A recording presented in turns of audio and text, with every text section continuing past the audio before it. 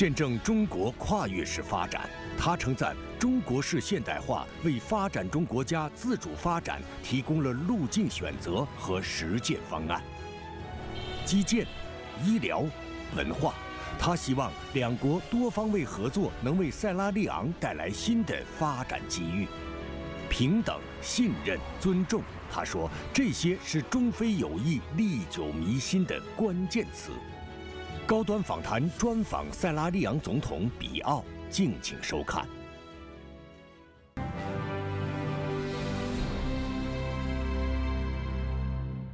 关注国际焦点，洞察世界风云。大家好，欢迎收看本期高端访谈，我是王冠。在非洲有这样一个国家，它盛行中文热、太极热、武术热，而该国总统是今年第一位访华的非洲国家元首。这个国家就是塞拉利昂。他的总统朱利叶斯·马达比奥就是我们今天要采访的嘉宾。比奥总统此次访华将如何深化两国关系？他曾经表示，中国式现代化为发展中国家自主发展提供了路径选择和实践方案。他为什么会这样讲？而作为联合国安理会非常任理事国，塞拉利昂又将如何同中方协作，用公平公道的方式推动国际焦点议题的解决？今天我们一起在对话中寻找答案。His Excellency President Beal, thank you so much for this opportunity. We're so honored. Or should I say, Audibody, His Excellency. You're welcome. Thank you. President Beal, been here for this six-day state visit, the second state visit of your presidency. What have impressed you the most? Orderliness. I see discipline, and I see that with discipline, a lot can be achieved. You can see orderliness, respect for time, and these, I think, are the hallmarks of a society that wants to make progress. It is very easy for us as leaders to propose, but any good leader thinks very well, and you dive back into the past, and you think about your people and their future, there are certain characteristics that they have before you propose a leap forward in development. And it is left with these people to either follow you or how you communicate your dreams, your aspiration, your vision to them. We have to be able to convince our people to follow us. That, I think, has happened here. So I see that the discipline with which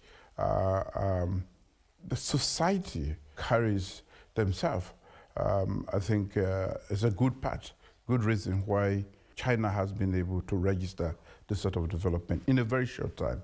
President Beal, after your summit with the Chinese President Xi Jinping, a joint declaration said this about the Chinese path to modernization, and I quote, "The Chinese path offered viable paths and practices for those developing countries who want to carve out their own model of development." And of course, this Chinese path towards modernization is a key concept during the two sessions of China. What is your biggest takeaway from this Chinese path? How quickly they've been able to get to where they are today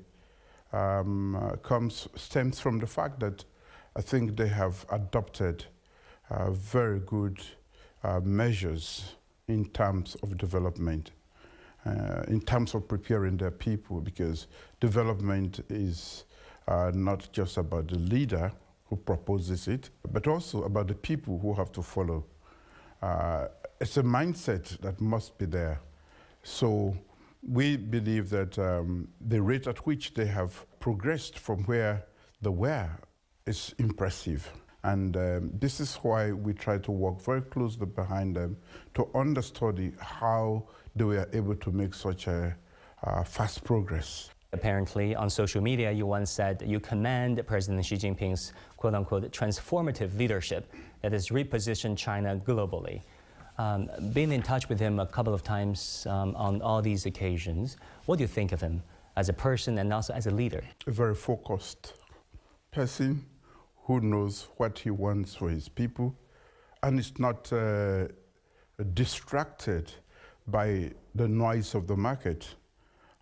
He has decided on the vision, he has sold that to the people, and it is working for China. Again, there is a huge aspect of discipline there, because it's wanting to to create a vision, and it's quite another thing to follow it to the end. He has been consistent, focused, and with all the many noise that goes around him in terms of distractions, as a world power, he has remained focused on the development of his people. This is what I meant when I said that he is definitely a leader worthy of emulation. Any interesting interactions between you and him? We've had very pleasant exchanges, and most of them were just about lessons learned. I believe that China has a lot to teach us, and as a leader, there are things that I was also puzzled about, and I did ask him, and he was very polite to explain and keep explaining. And for the most part, he reaffirmed to me some of the things that I have already started doing. You know, and one was, I asked him, I have only 8 million people to feed. You have 1.4 billion people to feed. How did you do it? He smiled back at me and said, you have to start somewhere, and you have to be consistent. You have to start with roads and bridges. So when we talk about the roads initiative, it actually, infrastructure is so critical for a nation in terms of development that without it, it is difficult to make any progress. And when he said that to me, he basically confirmed not my doubt, but something I was doing, but maybe not too sure about. 塞拉利昂位于非洲西部、北部和东北部与几内亚接壤，东南部与利比里亚交界，西部和西南部濒临大西洋。虽然塞拉利昂与中国相隔遥远，但两国跨越地理距离展开团结合作，生动诠释了天涯若比邻的情谊。加强基础设施建设一直是塞拉利昂总统比奥在任期间的重点任务。中塞双方的合作也以基础设施建设为亮点，辐射到民生、教育、农业、矿业等领域。而自1973年以来，已有24批医疗队从中国派往塞拉利昂，他们在当地备受民众赞誉。2014年埃博拉疫情爆发后，中国率先行动，紧急驰援。比奥总统在2018年首次访华时，特意为此向习近平主席表示感谢。塞拉利昂有一句谚语：“你永远无法用一只手打结。”中塞友谊正在双方的共同努力下，一步步打出一个个漂亮的同心结。Under China-Sierra Leone partnership and solidarity, many projects have come to fruition. Roads, bridges, for example, this Longli-Juda Bridge under this Belt and Road Initiative. How important are these infrastructures to the lives of the Sierra Leoneans? Well, bridges, as you know, physically link one part to another, and it can be a serious obstacle, especially in our part of the world where it rains very heavily at one time of the year, and where you have schools on the other side and health facilities on the other side. It prevents people from both sides to access those facilities. And those who attempt, in the middle of the rains, we have accidents, where kids get drowned because they're using a small canoe to go across, just maybe to go to school or to access health facilities, pregnant women and so on and so forth. I must commend the leadership here for supporting some of those initiatives, like the Juba Bridge that you just mentioned. There are other roads. The stadium that we have is an example.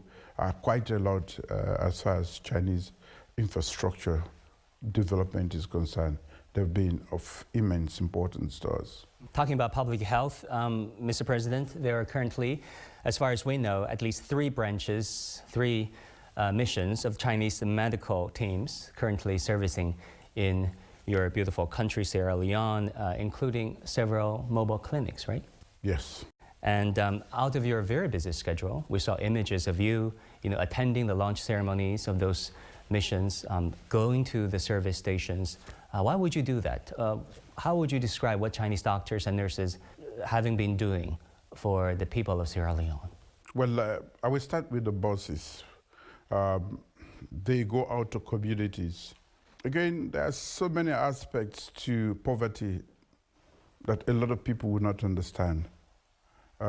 People, those who are really poor, are shy or intimidated by big institutions like a hospital where you have a doctor sitting or doctors and you have other medical practitioners. Even when they feel ill, they are intimidated by that structure to go and say, I need help. The hassle and everything. Yes, of course they have to travel distances. But when a boss that has basic medical equipment goes to their community, they can easily access it and get the services they need. And that was what happened when we received 5 buses from China that were equipped with basic medical facilities, lab and blood and other labs that are on board with the requisite manpower. They go around to communities, checking or screening, and people have been turning out in large numbers. Also, Mr. President, we heard that the Confucius Institute is quite an institution in your capital city, Freetown, embedded to the University of Sierra Leone.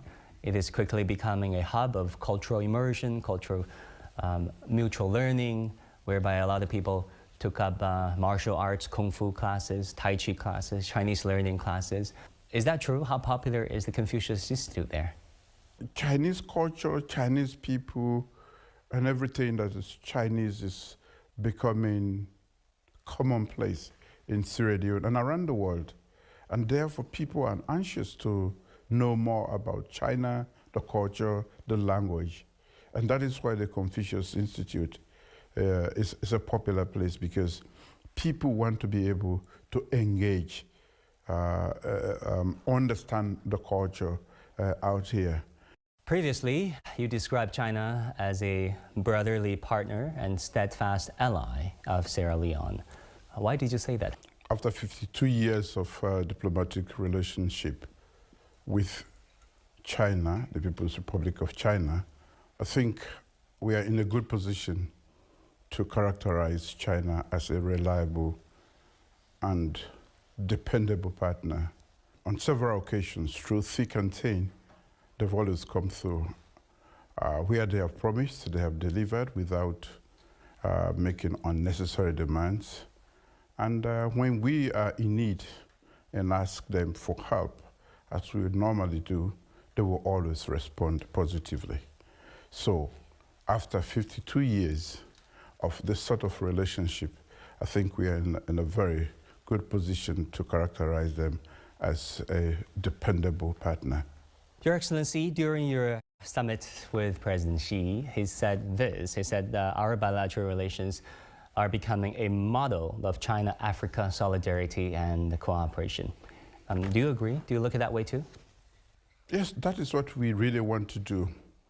I mean, the relationship between China and Sierra Leone, we want it to be the example for the rest of Africa. One, we have been dependable partners also on our part, where we have promised China in terms of support. And on other issues too, where China has promised, they have delivered. They have never failed us. And in times of difficulty like COVID, we had support. We had not necessarily asked for it, but because we needed it, they offered that sort of support. 近年来，在两国元首的战略引领下，中塞政治互信持续增强，务实合作稳步推进，国际协作更加紧密，为两国传统友谊不断注入新的动力。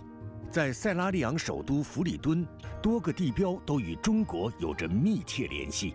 中塞友谊大厦矗立数十载，中塞友谊公路是交通命脉，中塞建设者正携手翻修国家体育场。而为了助力塞拉利昂农业发展，中国不仅援助机械设备用于加强当地水稻生产，还帮助塞拉利昂建设了稻谷种植技术推广站，培训农业领域专业人才。这些地方处处写满了中塞两国之间的情谊，种下了中非合作发展的希望。2024年2月17日，习近平主席在致第37届非洲联盟峰会的贺电中指出，当今世界正值百年未有之大变局，以中国和非洲为代表的全球南方蓬勃发展，深刻影响世界历史进程。2024年将召开中非合作论坛新一届会议。中国将着眼造福双方人民，精心规划中非合作新蓝图，推动共筑高水平中非命运共同体。Looking forward, Your Excellency, there is expected to be this Forum on China-Africa Cooperation, FOCOG, later this year. What do you think distinguishes this platform, this mechanism, from previous paradigms involving Africa and its external partners? Africa's relationship with China is under scrutiny, and quite a lot of people, organizations, countries are trying to look at this as predatory. I would speak on behalf of my own country and say that we are not fools. We have gone willingly into a relationship that we think is a win-win. We have relationships with other institutions around countries around the world, and that has been going on for a century, and we have not benefited. If we find a new friend and we are trying to work together, of course it will attract a lot of attention, but we just want to be sure that whatever we do is for the development of our people. And I think after so many years of deep cooperation with China, we are getting to understand ourselves better. We are getting to know that you don't just come cup in hand and think that China has all the money in the world or resources to give to you. We have to have ways of interacting so that it is beneficial too, because that is the only way that relationship can be sustainable, by making sure that we exchange services, we exchange other goods and services, you know, so that it becomes a continuous relationship rather than just a begging relationship. So I'm sure that the whole world will be watching, and because of this meeting, quite a lot of the other poles around the world are, you know, inviting Africa. It's becoming a trend now. Africa this, Africa that, you know, meetings. But we have a shared vision of where we want to go, and that is to join the rest of the world and live an admirable life, provide for our people. That is the very right. Our African brothers and sisters truly deserve a whole lot. China's approach towards Africa has been encapsulated by President Xi Jinping's 4 cardinal principles of sincerity, real results, amity, and good faith. And of course, to build this China-Africa community of shared future, the high quality building of it. Do you see those ideals becoming a reality? I think they are already at display. Like talking about amity, that is true friendship, that is a sign of respect for others. We are not being looked down upon. We are considered as equals at that level. And that is what every human being wants. So when you talk about amity, you talk about respect, trust. When you have a friend that promises and delivers without strengths, you know that this is a friend indeed. And so you can trust that friend. So all of what has been used to characterize this relationship are already there in display in this relationship. And that is why it is durable. And that is why it is working. Yeah, Your Excellency, I know that Sierra Leone is taking the non-permanent membership of the United Nations Security Council. How do you plan to use this Security Council membership in the coming year? We come from the point that Sierra Leone has had to go through 11 years civil war. That is one of the most difficult periods we have had to endure as a nation. The bitterness of that period, the strife, the misery that period caused us has taught us serious lessons.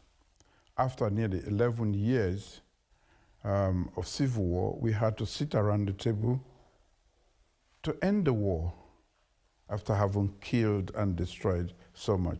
I said it. I went into the bush. I got the rebel leader to come out. But it took quite a lot of the effort of other people to settle our differences. So when you have huge projects of that nature, the leader alone is not enough. The people have to be part of it. We go to the United Nations Security Council in the non-permanent category as with a lot of lessons that we've learned that we can share with the world.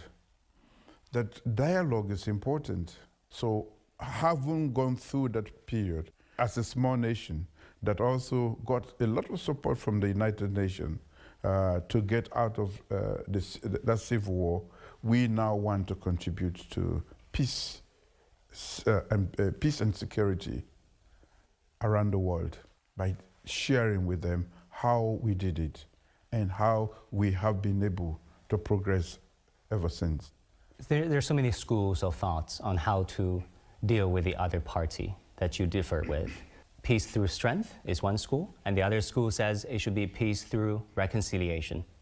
What do you think? Well, I will go for reconciliation because when you use strength, You deter. you deter, of course, and it may just be for a while. What if the other part is strengthened or more powerful at another time, 20 years later, 50 years later, 100 years later, and they come back to use their strength? We are not going to have a peaceful world. Besides, however destructive you might be, you will not eliminate everybody. The bitterness you leave will always come to chase you. If not you, maybe your children. And that zero-sum game is what we have to avoid. With dialogue, reconciliation, we can resolve quite a lot. And that is what I believe in. Very important takeaways, considering what's happening in the Middle East, in Eastern Europe. On the global stage, President Xi proposed China's Global Development Initiative, Global Security Initiative, as well as Global Civilization Initiative, which have in effect become China's organizing principle of how it's dealing with countries. How do you look at the value of these Chinese proposals proposed by President Xi? The world is changing very rapidly, and we need to be thinking about how we can shift from time to time.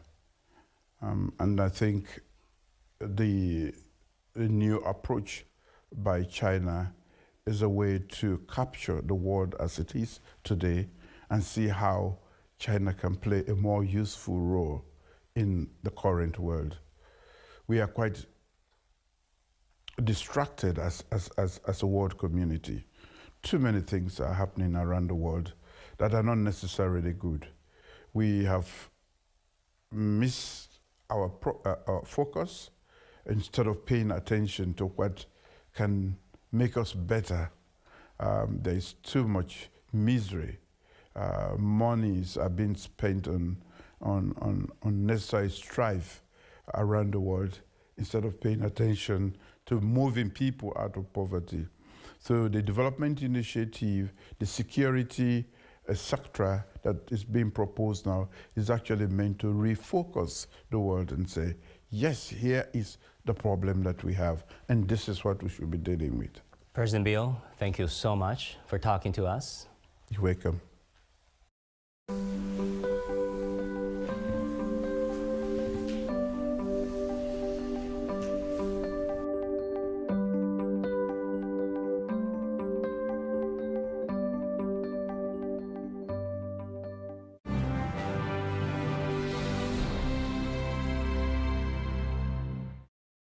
在采访中，塞拉利昂总统比奥还表示，他期待新一届中非合作论坛开启中非合作的新篇章。而中方此前也曾表示，愿同非洲坚定团结互信，以现代化道路上携手共进的中非实践，开辟发展中国家联合自强的新路径。好，感谢您收看本期高端访谈，我是王冠，我们下期再会。